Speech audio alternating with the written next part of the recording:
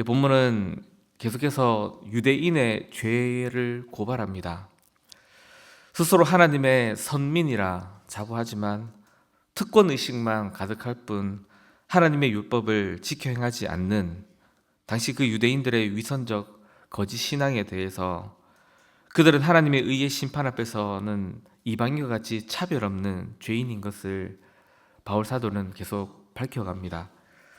오늘 본문 17절부터 2장 마지막 29절까지는 특히 그 유대인들의 위선적인 특권 의식을 가지는 데 사용된 두 가지 도구에 대해서 그들의 착각과 오해를 또 깨닫게 하고 고발하는 내용을 기록합니다. 그 두 가지는 바로 율법과 할례입니다. 이 시간에는 그 율법과 관련해서 그들의 거짓된 위선적 신앙이 어떻게 고발되는지 또 어떻게 책망을 받는지 같이 함께 살펴보겠습니다. 우리가 읽은 24절까지는 크게 두 가지 본문으로 구분해 볼 수 있습니다. 먼저 20절까지는 바로 그 유대인들이 갖고 있는 특권의식이 뭐냐라는 것에 대해서, 그리고 24절까지는 그 특권의식에 대해서 그들이 가진 위선적인 그 모습에 대해서 어떻게 고발되고 책망을 받는지에 대해서입니다. 먼저 유대인 기독교인들이 갖고 있는 당시에 바로 위선적 특권을 갖고 있는 그들이 정말 가지고 있는 특권의식이 뭐냐를 20절까지 서술합니다. 간단히 정리해보면 율법을 의지하고 하나님을 자랑하며 율법을 배워서 하나님의 뜻이 뭔지도 알고 또 지극히 선한 것을 분별할 수도 있습니다. 그래서 맹인과 어둠에 있는 자들에겐 빛과 같은 존재이고 또 하나님의 뜻을 알지 못하는 사리를 분별하지 못하는 어린아이와 같은 어리석은 자들에겐 선생과 교사로서의 모범이 되는 영광스러운 지위도 가지게 됩니다. 하나님의 율법을 수여받은 은혜를 입은 이 유대인들은 정말 그렇게 분명 선민으로서 분명 자랑할 만한 지위와 영예를 가지고 있는 것이 사실입니다. 그런데 문제는 바로 하나님이 그들에게 우선적으로 주신 이 특권을 그저 자부심만 가지고 있을 뿐이지 정말 그 특권대로 그 특권을 이루는 사명을 살아가는 데에는 전혀 진실하지 못했다는 것이 문제입니다.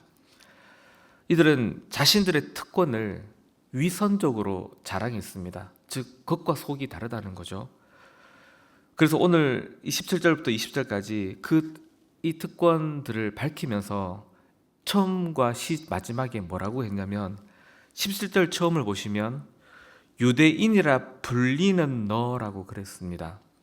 근데 이게 누가 이들을 유대인으로 부르냐면 자기들 스스로 우리는 유대인이다 이렇게 자랑하듯이 으스대며 자기들 스스로를 불렀다는 겁니다. 그리고 끝날 때 20절 끝에도 보시면 이걸 한 번 더 강조해서 뭐냐고 하냐면 이 특권들에 대해서 너희가 스스로 믿는다 이렇게 얘기했습니다.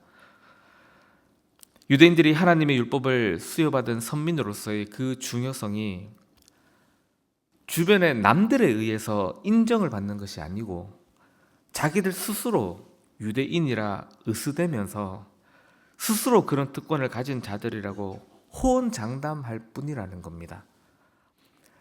어제 시간에 유대인들의 그런 율법을 수여받은 자들로서 받은 특권의식만 갖고 있고 전혀 율법을 지켜 행하지 않는 모습을 두고 율법을 듣기만 하는 자라고 그렇게 바울이 꾸짖었었죠. 이들은 율법을 듣기만 할 뿐 행하지 않습니다. 그런데 단순히 그 실상을 넘어갑니다. 이후 22절에서 24절까지 바로 그들의 진짜 모습이 어떤지 고발이 되는데, 요약하면 이들은 교사와 선생으로 그렇게 자신들의 지위를 갖고 있으면서도 가르치는 대로 자신들은 살지 않는 겁니다. 그냥 살지 않는 정도가 아니라 자신들의 가르침에 역행하여서 범죄합니다. 그 내용들이 열거되는데 도둑질을 하지 말라면서 도둑질을 일삼고 간음하지 말라면서 간음하고 우상 숭배를 멀리하라면서 그 우상의 신전의 물건을 도둑질합니다. 아마도 여기 열거된 것들이 당시 유대인들이 실제로 저질렀던 대표적인 악행들이었던 것 같습니다.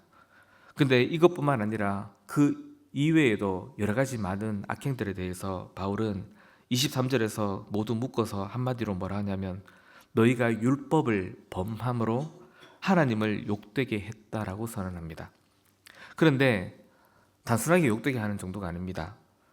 24절에서 이들이 저지르는 그 위선적 악행에 대해서 그 심각성이 어느 정도로 하나님 앞에서 중대하냐의 문제를 24절에서 밝히는데요. 이렇게 기록합니다. 기록된 바와 같이 하나님의 이름이 너희 때문에 이방인 중에서 모독을 받는다. 기록된 바와 같이라고 했잖아요. 바울이 지금 이사야 52장의 5절 말씀을 인용해 오는 겁니다. 무슨 말이냐면 지금 유대인들이 이런 위선적 거짓 신앙과 범죄 행위를 저지르는 것은 이사야 시대 때 이스라엘 백성들이 저지르는 그 죄와 동등하게 취급한다라는 겁니다. 어떤 거냐면 이사야 52장 5절에는 하나님께서 이방 민족에 의해서 당신의 이름이 더럽혀진 것에 대해서 한탄하는 이야기가 기록이 되어 있습니다. 어떻게 하나님의 이름이 더럽혀졌냐 하면 애굽과 당시 아수르와 바벨론과 같은 이방의 큰 나라들에 의해서 이스라엘이 침략을 받는 과정 속에서 성전이 파괴되고 성전 기구들이 불살라지고 그 이방 민족들은 성전 기구를 전리품으로 뺏어가서는 자기들의 신전 앞에서 술 마시는 도구로 사용하면서 하나님을 조롱하고 또 유대인들을 박해하고 조롱하고 학대하면서 그렇게 하나님의 나라를 파괴하는 모든 과정 속에서 이방 나라가 하나님의 이름을 모독하고 하나님을 멸시하는 짓들을 했습니다. 그걸 두고 하나님은 내 이름이 더럽혀졌다라고 그렇게 말씀하셨습니다.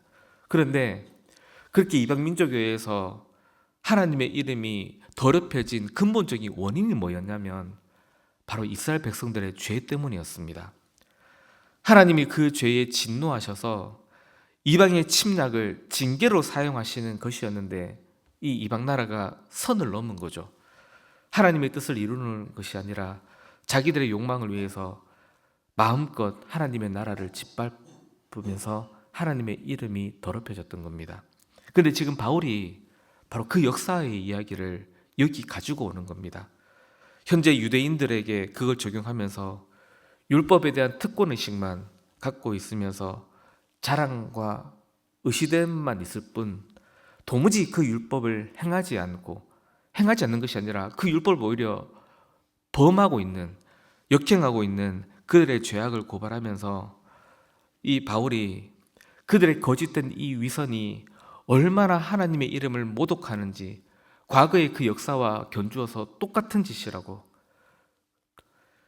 과거처럼 이방 나라의 침략이 실제로 일어나지는 않고 성전이 파괴되거나 노략당하면서 하나님의 이름이 모독받는 일이 눈에 보이지는 않지만 그들의 위선적인 이 거짓 죄악이 과거 이스라엘 백성들이 범죄함으로 하나님 이름을 모독받게 만들었던 바로 그 죄와 전혀 다를 바가 없이 심각한 것이라고 그렇게 바울은 힘주어서 말하고 있는 겁니다.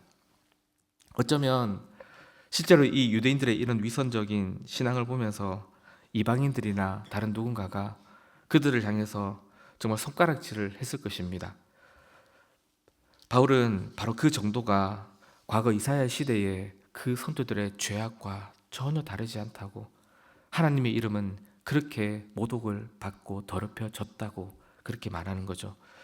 성도 여러분, 오늘 본문에서 우리가 이 사실 한 가지를 깊이 유념하였으면 합니다.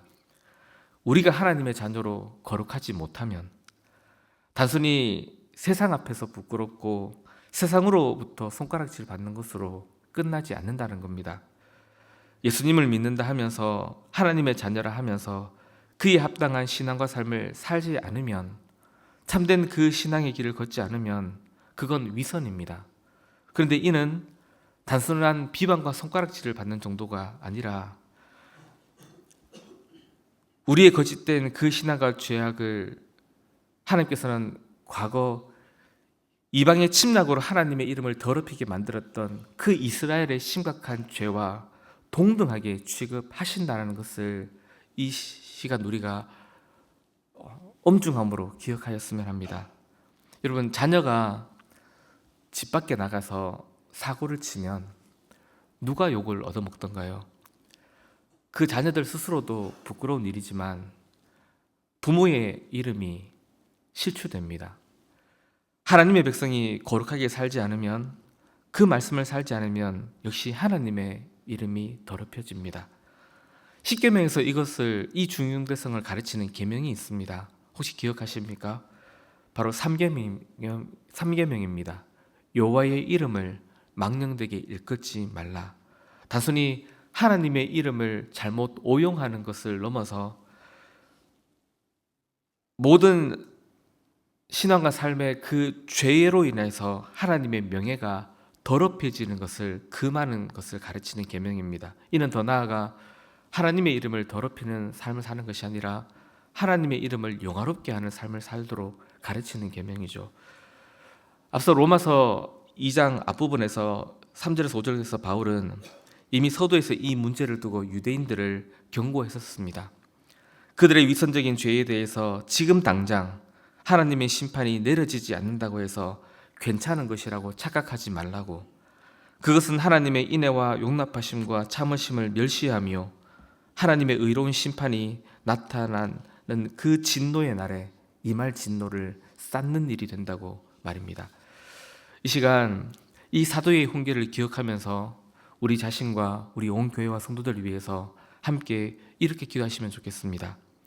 우리 모두가 하나님의 이름을 더럽히며 그날의 진노를 쌓는 거짓 성도들이 되지 않게 하여 달라고, 우리의 믿음과 행실을 하나님이 자신의 명예와 관련하여 얼마나 무게 있게 여기시는지를 잘 알고, 그리하여 우리 매사에 모든 삶의 본분을 감당할 때 신중하고 진실하여서 참으로 하나님을 영화롭게 하는 우리 성막의 온 성도들 되게 하여 주시기를 이 시간에 기도하며 나가시면 좋겠습니다.